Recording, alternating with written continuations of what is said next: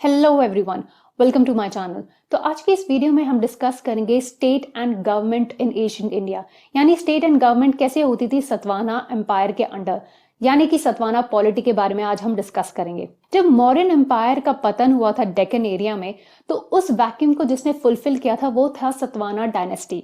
तो यही एक ऐसी डायनेस्टी थी जिसने अपना एम्पायर एस्टैब्लिश किया था नॉर्थ के सांची से लेके साउथ के कोंकण तक, और वेस्ट और ईस्ट के सी तक उसने अपना एम्पायर जो था वो फैलाया था। सतवाहना डायनेस्टी पहली ऐसी एक डेक्कन पावर थी जिसने अपनी सुप्रीमेसी जो थी नॉर्थ इंडिया तक फैलाई थी, अपनी सुप्रीमेसी नॉर्थ इंडिया तक रखी थी, और सिर्फ यही नहीं, नॉर्थ इंडिया और साउथ इंडिया को यूनिफाई करने की भी कोशिश करी थी। और सतवाहना डायनेस्टी ही एक ऐसी डायनेस्टी थी जिसने विटनेस किया था कमर्शियल एक्टिविटीज को इंटेंसिफाई होते हुए इंडिया और वेस्ट के बीच में। यहां तक कि यही एक ऐसी डायनेस्टी थी जिसने सबसे ज्यादा कॉन्ट्रीब्यूशन किया था इस कंट्री की इकोनॉमी पे। जितनी भी आर्टिस्टिक एक्टिविटीज थी, जितने भी बुद्धिस्ट आर्ट्स थे, वो सारे के सारे सबसे हाईएस्ट पीक पे, अपने सबसे हाईएस्ट हाइट्स पे तब पहुंचे थे जब वो सतवाहना एम्पायर के अंडर थे। जो गवर्नमेंट सिस्टम था सतवाहना रूलर्स के अंडर, वो देखा जाए तो एक तरीके का कॉन्टिन्यूएशन था मौर्यन एम्पायर के ट्रेडिशंस का, कुछ ऐसे स्ट्राइकिंग इनोवेशंस के साथ। जो माइनर रॉक एडिक्ट्स थे अशोका के कर्नाटक और आंध्र प्रदेश में, और जो पिलर इंस्क्रिप्शन है अमरावती में जो आंध्र प्रदेश में है, उससे ये प्रूव होता है कि कुछ ऐसी फेमिलैरिटीज पाई गई हैं मौर्यन सिस्टम के गवर्नेंस के साथ और रूलर्स जो थे डेक्कन एरिया के, उनके गवर्नेंस सिस्टम के बीच में। और उस टाइम पे राजा जो होता था वो एक हब होता था, यानी कि एक सेंटर होता था एडमिनिस्ट्रेशन का, और उसको एक टाइटल दिया जाता था जिसे कहते थे राजन या फिर स्वामिन। गौतमी पुत्र सतकारणी, उसको एक टाइटल दिया गया था राज रानो। उसका मतलब है राजाओं का राजा, यानी कि किंग ऑफ द किंग्स। तो जो राजा होता था वो एक सुप्रीम कमांडर होता था अपनी आर्मी का, और वही लीड करता था अपनी आर्मी को बैटलफील्ड में। और जहां तक कि राजा जो था वो एक फाउंटेन हेड होता था जस्टिस का। बलासरी के नासिक इंस्क्रिप्शंस में गौतमी पुत्र सतकारणी की क्वालिटीज के बारे में बताया गया है। उसमें साफ लिखा है कि गौतमी पुत्र जो थे वो एक मॉडल हीरो थे और greatest king known to a history and a legend. और इन सारी चीजों से ऊपर वो एक ऐसा आइडल किंग था जो निडर था और अपनी पूरी जिंदगी में कभी भी इंजर्ड नहीं हुआ। यहां तक कि उसके जो दुश्मन थे वो भी उसकी प्रशंसा करते थे। सतवाहना रूलर्स जो थे वो कौटिल्य के एजुकेशन सिस्टम के अंडर ही अपनी एजुकेशन पूरी करते थे। मौर्यन किंग्स के जैसे ही सतवाहना रूलर्स जो थे वो हमेशा से कंसर्न रहते थे अपने लोगों के वेलफेयर को लेके, स्पेशली स्पिरिचुअल और मटेरियल वेलफेयर को लेके। सतवाहना रूलर्स के जो नाम होते थे वो उनके मदर के नाम पे होते थे या तो फिर उनके फीमेल एंसेस्टर्स के नाम पे होते थे, और जो सक्सेशन होता था थ्रोन का वो हेरिडिटरी होता था सिर्फ मेल लाइन के लिए। और सबसे इंपॉर्टेंट और ओरिजिनल फीचर जो होता था सतवाहना एडमिनिस्ट्रेशन का वो होता था रानियों का एसोसिएशन, वो भी पब्लिक लाइफ में। जैसे कि रानी नागिनिका जो थी वो एक राज प्रतिनिधि हुआ करती थी अपने बेटे के बिहाफ पे, और जो रानी बलासरी थी जो मदर थी गौतमी पुत्र की, उनके पास एक पावर होती थी कि वो डिस्ट्रिक्ट ऑफिसर को ऑर्डर दे सकती थी कि कोई भी चैरिटेबल एंडोवमेंट जो है वो इंस्टीट्यूट कर सके। काउंसिल ऑफ मिनिस्टर्स जो थे वो राजा को असिस्ट करते थे। और सतवाहना पीरियड के दौरान सेंट्रल सर्विसेज भी जो थी वो एग्जिस्टेंस में थी। काउंसिल ऑफ मिनिस्टर्स जो थे वो कंसिस्ट करते थे सारे रॉयल ऑफिसर से, जैसे कि अमात्यास जो गवर्नर के तौर पे एक्ट करते थे डिस्ट्रिक्ट के, यानी कि अहाराज, राजमत्यास जो मेंबर्स हुआ करते थे एडवाइजरी बॉडी की, महामत्रास जो स्पेशल टास्क को एग्जीक्यूट करते थे, बंदगारिका सुप्रिटेंडेंट ऑफ स्टोर्स, हिरण्यका द ट्रेजरर, महासेनापति द कमांडर, लेखका जो सेक्रेटरी होता था स्टेट का और राजा के डॉक्यूमेंट्स को ड्राफ्ट करता था, निबंधकाराज जिनको टास्क दिया जाता था डॉक्यूमेंट्स को रजिस्टर करने का।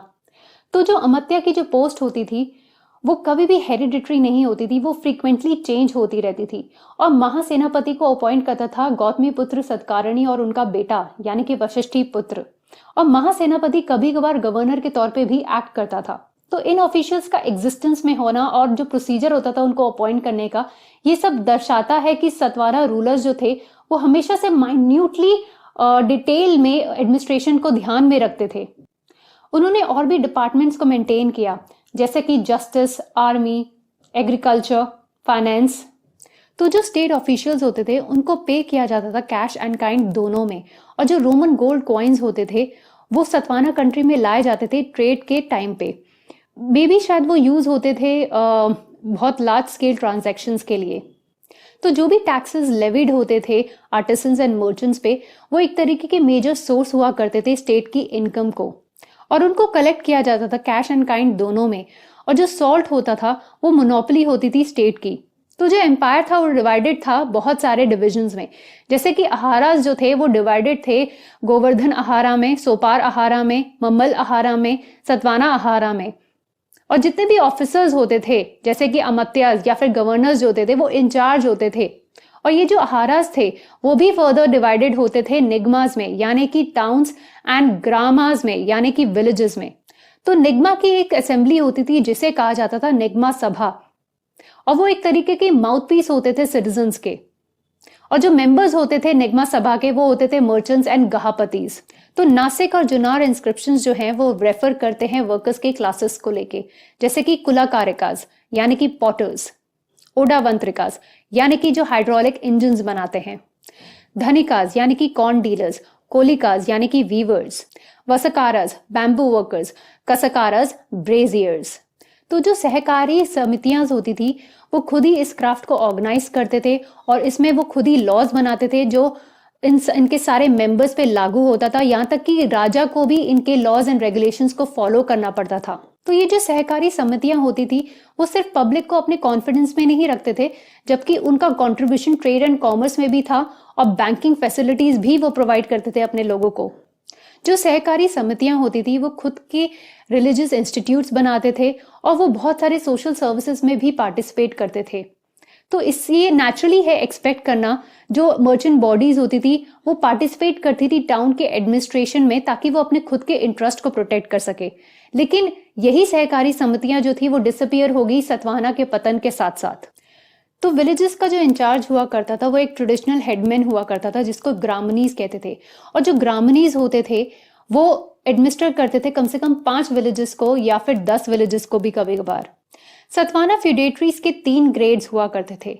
तो पहला ग्रेड पे जो होता था वो था राजा। वो हमेशा से हाईएस्ट पोजीशन पे होता था और वो अपने नाम के कॉइन्स इशूड करता था। और उसके बाद होते थे महाभोजास एंड महारथीज। और महाभोजास के और महारथीज की जो पोजीशन हुआ करती थी वो हेरिडिटरी हुआ करती थी, यानी कि सिर्फ कुछ ही फैमिलीज जो थी इस पोजीशन को होल्ड करती थी। नगर जुना कोंडा इंस्क्रिप्शंस जो है वो रेफर करते थे महासेनापति और महातलवारा के टाइटल्स को, जो सिर्फ वुमेन्स को दिया जाते थे या फिर वुमेन से रिलेटेड होते थे। तो इससे ये इंडिकेट होता है कि वुमेन्स भी बहुत ही इंपॉर्टेंट रोल प्ले करती थी सतवाहना के गवर्नमेंट सिस्टम में। महारथीज जो थे वो लोकल एडमिनिस्ट्रेशन देखते थे कंट्री के, जो वेस्टर्न घाट से ऊपर के जो एरिया होते थे कंट्री के वो उनके लोकल एडमिनिस्ट्रेशन को देखते थे। और जो महाभोजास थे वो नॉर्दर्न कोंकण को देखते थे। एक फीचर है सतवाहना के सिस्टम ऑफ एडमिनिस्ट्रेशन का, वो ये है कि जो स्टेट ऑफिशियल्स थे वो हमेशा से एक टाइटल को यूज करते थे जिसे कहा जाता था महा, यानी कि ग्रेट।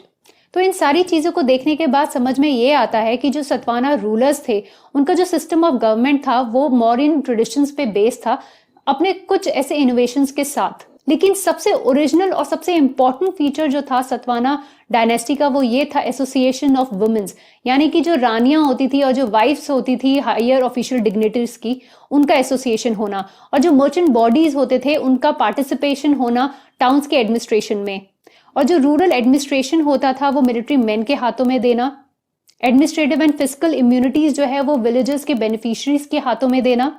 तो इन सारी चीजों से ये समझ में आता है कि जो सतवाना डायनेस्टी थी, जो सतवाना रूलर्स थे, वो सक्सेसफुल हो गए थे एक साउंड सिस्टम जो है एडमिनिस्ट्रेशन का एस्टैब्लिश करने में, जिसकी वजह से कल्चरल प्रोग्रेस जो है वो उन्हीं की पीरियड में ही देखी गई है।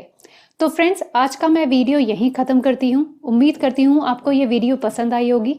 अगली बार फिर मिलूंगी एक नई वीडियो के साथ, और लाइक, शेयर एंड सब्सक्राइब करना मत भूलिएगा। तब तक के लिए बाय बाय।